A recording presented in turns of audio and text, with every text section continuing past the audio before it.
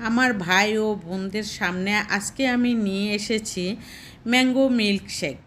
Mango মিল্কশেকটা এই গরমের মধ্যে যদিও বৃষ্টি আসলেও কিন্তু গরমটা কিন্তু একদমই কমেনি। আর সেই গরমের মধ্যে যদি পাওয়া যায় এই মিল্কশেক তাহলে তো কোনো কথাই নেই। আর বাচ্চারা স্কুল কলেজ ইউনিভার্সিটি থেকে বাসায় আসার সঙ্গে সঙ্গে কিন্তু ঠান্ডা কিছু খেতে চায়, তখন কিন্তু এই মিল্কশেকটা বানিয়ে দিলে আম কেটে দিলে যা খায় তার থেকে অনেক মজা করে খায় এই মিল্কশেকটা। তাই আমি করি। আর এর জন্য আমি এখানে কিছু কিছু ইনগ্রেডিয়েন্টস নিয়েছি, সেটা আপনাদের সামনে তুলে ধরবো। তেমন কিছু করতে হয় না মিল্কশেকের মধ্যে, শুধু মিল্কটাই ইম্পর্টেন্ট আর ম্যাঙ্গোটাই ইম্পর্টেন্ট। সেজন্য আমি এখানে দুটো আম নিয়েছি। আর দুটো আমকে আমি কেটে চাকু দিয়ে ছোট ছোট করে পিস করে নিব। যেহেতু আমি ছোট ব্লেন্ডারের মধ্যে করব, তাই আমি এখানে ছোট ছোট পিস করে নিলে আর করতে সুবিধা হয়ে যাবে। আর আমার যদি ভিডিওটা ভালো লেগে থাকে তাহলে অবশ্যই আপনারা একটি লাইক দিয়ে কন্টিনিউ করবেন। আর যদি এর চেয়েও বেশি ভালো লেগে থাকে তাহলে অবশ্যই সাবস্ক্রাইব করে অল বাটনে প্রেস করে রাখবেন। অন্যান্য ভাই বোনরা আমার ভিডিওটা দেখতে পাবে, সেটাই আমার আপনাদের কাছে আশা যে আপনারা আমার পাশে থাকবেন একটি লাইক এবং সাবস্ক্রাইব করে। আর সেজন্য আমি আমার ভিডিওটা কন্টিনিউ করলাম। আর কন্টিনিউ করার সাথে সাথে আপনাদেরকেও দেখিয়ে দিচ্ছি কিভাবে সহজ উপায়ে একদম এই ম্যাঙ্গো মিল্কশেকটা করা যায়। আর এই ম্যাঙ্গো মিল্কশেকটার জন্য তেমন কোনো ইনগ্রেডিয়েন্টসের দরকার হয় না। মিল্কশেকের মধ্যে যদি আপনি বিট লবণ দেন তাহলে কিন্তু টেস্ট একদমই কমে যায়, বিট লবণের গ্রান চলে আসে, ম্যাঙ্গোর গ্রানটা আর থাকে না। সেজন্য আমি শুধু ম্যাঙ্গো মিল্কশেক করলে শুধু দেই আমি পাউডার দুধ দিয়ে বানাই।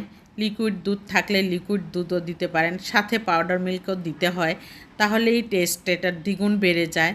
আর সেই চিন্তা করে আমি পাউডার দুধ দিয়ে আজকে করছি।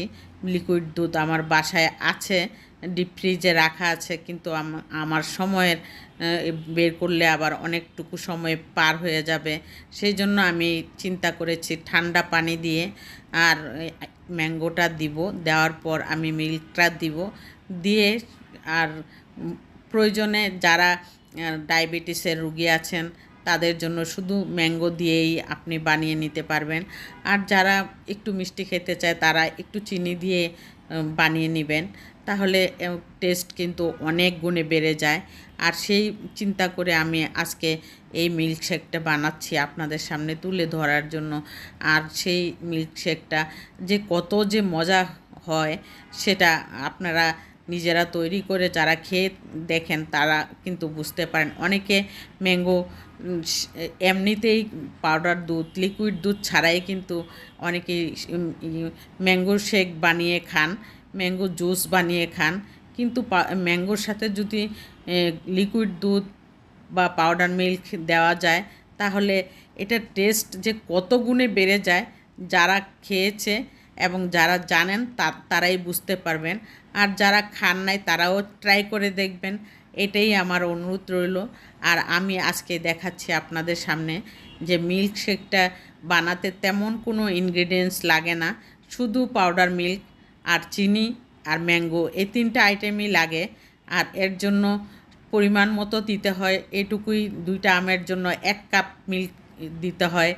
আর 3 টেবিল চামচ চিনি দিলেই চলে। 3 টেবিল চামচ বা মিষ্টি যে যার মতন খেতে চান তার মতোই দিয়ে থাকবেন।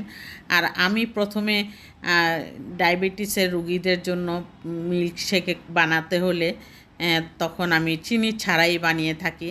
আর যারা চিনি পছন্দ করেন তাদেরটার মধ্যে আমি পরে বানিয়ে দিই, পরে চিনিটা দিয়ে আবার ব্লেন্ড করে তারপর আমি আবার দিয়ে থাকি। সেজন্যই এভাবে আমি বানিয়ে নিচ্ছি। প্রথমে আমি আমার হাজব্যান্ডের জন্য 1 গ্লাস বানিয়ে নিচ্ছি চিনি ছাড়া।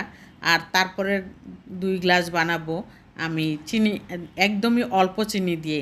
সেটার জন্য পরিমাণে একদমই অল্প চিনি দিতে হবে, কারণ ম্যাঙ্গোটা তো অনেক মিষ্টি।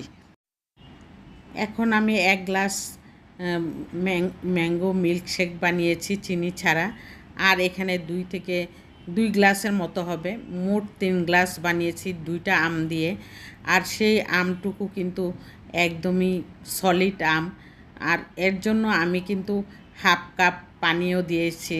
হাফ কাপ পানি দিলে কি একদম ঘন হয়ে গেলে কিন্তু মিল্কশেকটার টেস্ট কম লাগবে, সেই জন্য আমি হাফ কাপ পানি দিয়েছি, যাতে মিল্কশেকটা একদম স্ট্র দিয়ে খাওয়া যায় এবং মুখে দিলে মিলিয়ে যায়। আর এটা কোনো ছেঁকে নিতে হয় না, কিছুই না। ম্যাঙ্গোটা আমি সাদা কালার মনে হচ্ছে, কারণ ল্যাংড়া আম দিয়ে করেছি আমি, সেজন্যই কালারটা কিন্তু এরকম।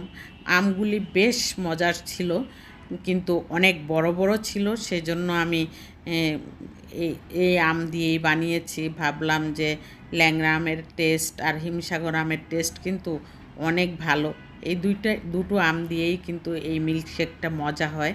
আর আমি এই ডেকোরেশনের জন্য কয়েক টুকরা আম রেখে দিয়েছিলাম, আর বরফ কুচি দিয়েছি, দিয়ে আমি উপরেও বরফ কুচি দিয়ে খেতে দিব। এই যে আমার মিল্কশেকটা একদম তৈরি হয়ে গেছে, আর উপরে 2-1 টুকরা বরফ কুচি দিয়ে দিয়েছি। আর এর জন্য ডেকোরেশনটা কেমন হয়েছে কমেন্টে আমাকে জানাবেন। আর এইভাবে আপনারা বাচ্চাদেরকে খেতে দিলে ডেকোরেশন সহ কিন্তু ওরা আনন্দের সাথে খেয়ে থাকবে। আর এভাবে আমি বানিয়ে আজকের মতো এখানেই বিদায় নিচ্ছি।